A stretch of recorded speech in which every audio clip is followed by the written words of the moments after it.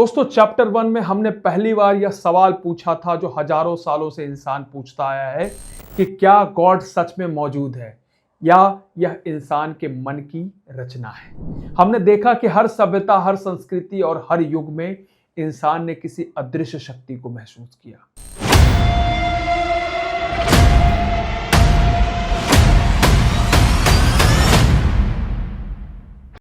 फिर चैप्टर 2 में हम बिलीव से आगे बढ़े। हमने लॉजिक से पूछा कि अगर गॉड है तो दुनिया में इतनी अव्यवस्था क्यों है, और अगर गॉड नहीं है तो इस ब्रह्मांड को इतने सटीक नियमों से कौन चला रहा है।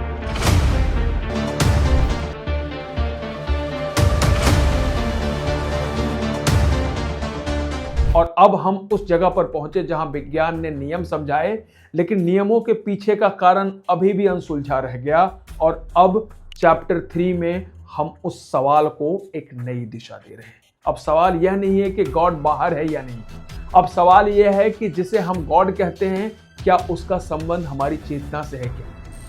दोस्तों आपने इतिहास पढ़ा होगा, युद्धों का इतिहास, सभ्यताओं का इतिहास मिलेगा, लेकिन एक और इतिहास है, वह है ह्यूमन एक्सपीरियंस का इतिहास, मानव का अपना अनुभव का इतिहास। दुनिया के अलग अलग हिस्सों में अलग अलग समय पर बिना किसी संपर्क के लोगों ने लगभग समान अनुभव बताए। किसी ने ध्यान में गहरी शांति महसूस की, किसी ने प्रकृति के बीच में एक अद्भुत जुड़ाव महसूस किया, किसी ने मृत्यु के करीब पहुंचकर असामान्य चेतना का अनुभव किया। भारत के ऋषि इसे ब्रह्म अनुभव कहते हैं, सूफी संत इसे इश्क की हकीकत कहते हैं, बौद्ध परंपरा में इसे निर्वाण कहा जाता है। नाम अलग लेकिन अनुभव एक जैसे। जब वैज्ञानिक प्रश्न उठाता है क्या पूरी मानव जाति एक जैसी कल्पना कर रही थी, या इंसान बार बार किसी वास्तविक गहरी अवस्था को छू रहा था। दोस्तों अब साइंस बहुत आगे बढ़ चुका है। हम जानते हैं कि दिल कैसे धड़कता है, डीएनए कैसे काम करता है, स्टार्स कैसे जन्म लेते हैं, लेकिन एक सवाल आज भी अनआंसर्ड है, वो है कॉन्शियसनेस क्या है। ब्रेन लगभग 86 बिलियन न्यूरॉन से बना हुआ है, इलेक्ट्रिकल सिग्नल चलते हैं, केमिकल रिएक्शंस होती है, लेकिन इन सिग्नल से एक्सपीरियंस, अनुभव कैसे पैदा होता है। दर्द सिर्फ सिग्नल नहीं, हम उसे महसूस करते हैं, खुशी सिर्फ हार्मोन नहीं, हम उसे जीते हैं। और सबसे बड़ा सवाल, अगर ब्रेन एक बायोलॉजिकल मशीन है तो मैं कौन जो इस मशीन को देख रहा है। कुछ वैज्ञानिक कहते हैं चेतना ब्रेन की उपज है, लेकिन कुछ आधुनिक थ्योरीज कहती है कि ब्रेन जनरेटर नहीं, रिसीवर हो सकता है। जैसे टीवी सिग्नल बनाता नहीं, सिर्फ सिग्नल को पकड़ता है। तो क्या संभव है कि चेतना यूनिवर्सल हो और मानव मस्तिष्क उसका माध्यम और एक रिसीवर।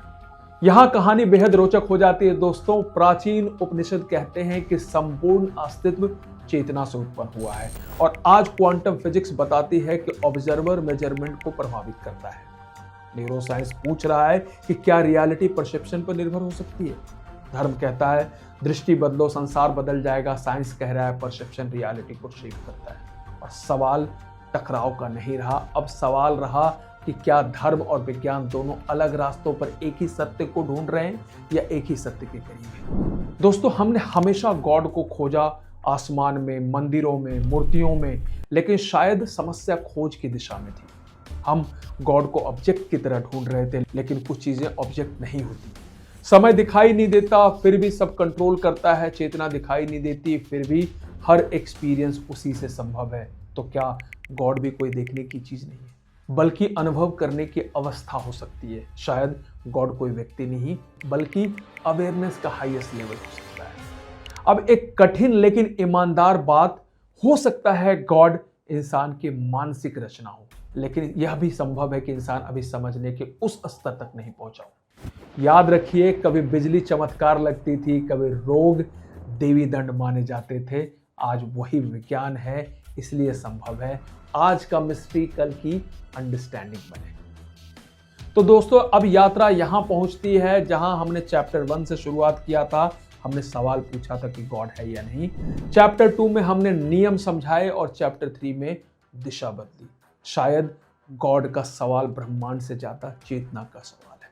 हो सकता है गॉड बाहर हो सकता है गॉड भीतर हो, या शायद हम सभी सही सवाल पूछना सीख रहे हैं। दोस्तों बहस जारी है। अगर गॉड नहीं है तो यह पूरी सीरीज यही समाप्त हो जाती है, लेकिन अगर गॉड है तो इस सीरीज को आगे बढ़ाते हैं और समझते हैं कि अगर सच में गॉड है तो वो हमें दिखाई क्यों नहीं देता। हम खोज रहे हैं, लेकिन क्या हम सही दिशा में देख पा रहे हैं कि नहीं। आइए चैप्टर 4 में हम उन तथ्यों और उन संकेतों को डिकोड करते हैं और इस यात्रा को हम आगे बढ़ाते हैं। दोस्तों, अगर आप भी इस खोज का हिस्सा बनना चाहते हैं तो वीडियो को लाइक कीजिए, चैनल को सब्सक्राइब कीजिए, वीडियो को शेयर कीजिए और कमेंट में लिखिए कि गॉड है या नहीं। ये बहस जारी रहेगी, क्योंकि चैप्टर 4 में हम खोलने वाले हैं इस सीरीज का सबसे बड़ा प्रश्न, गॉड दिखाई क्यों नहीं देता। विश्वास करना जरूरी नहीं, इनकार करना भी जरूरी नहीं है। जरूरी है सोचना, समझना और खोज को जारी रखना। तो मिलते हैं अगले एपिसोड में।